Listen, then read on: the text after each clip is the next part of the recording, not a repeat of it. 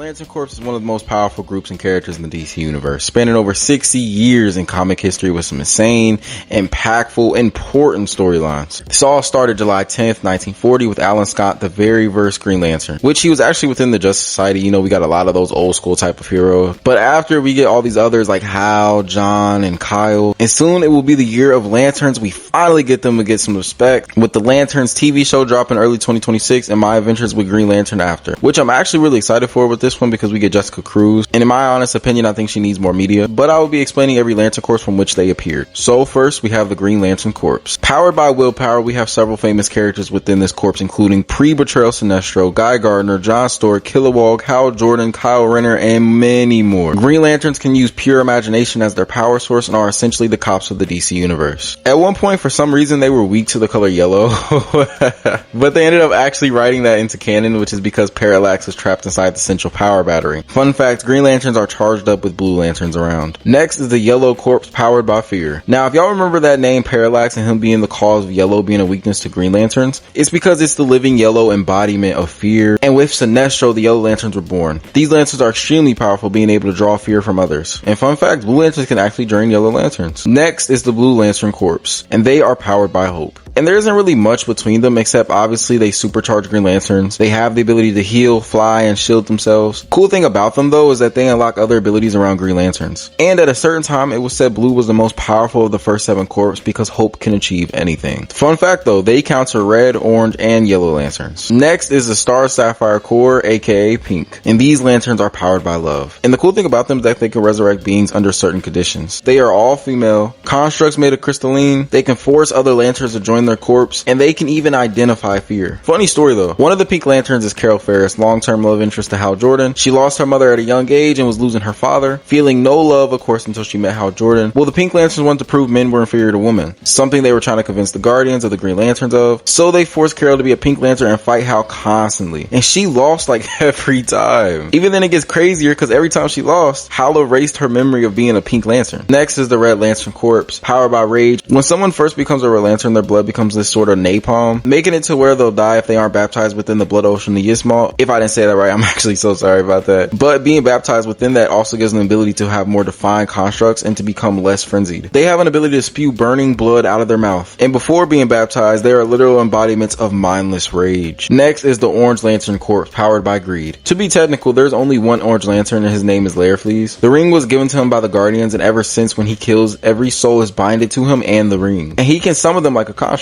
To be fair, when it comes to this ring, it's almost as if it's possessing him. Fun fact, he can absorb all lanterns except pink and blue. Next we have the Indigo Tribe, aka Purple, and they are all powered by compassion. They are usually mysterious and compromised of ex-criminals. They can channel the energy of other lanterns, teleport others and themselves, and are another Lantern Corps seeming possessed by their rings, or if so, controlled by the leader of the corps. If anything, these lanterns are similar to the Green Lantern Corps. Next is the Black Lantern Corps, powered by death. Necron, using black power rings, was able to reanimate formerly diseased beings, meaning that they turn into this zombie-ish creature. Even weirder though that it isn't even them, it just copies your diseased soul. And the Black Hand was the only exception when it came to this. They can only see by detecting emotional auras. Their only purpose is to kill and summon Necron. Fun fact, they can only be killed by different Lantern Corps firing at them, and White can counter them. Next we have the White Lantern Corps, powered by life. This ring is supposed to be the strongest ring. It can use the powers of all other Lantern Corps and are usually mastered within using them. Only Sinestro and Kyle Rayner have been White Lanterns. Sorry that there isn't a lot on them. Next is the Ultraviolet Corps, powered by unseen light. Also part of the invisible emotional spectrum, the heart of their corps is a living phantom galaxy powered by the sentient sun named Umbrax. Umbrax moves through space drawn to planets with the strongest self-destructive forces. It surrounds and takes over these forces with its energy. Any inhabitant it animates becomes ultraviolet lanterns,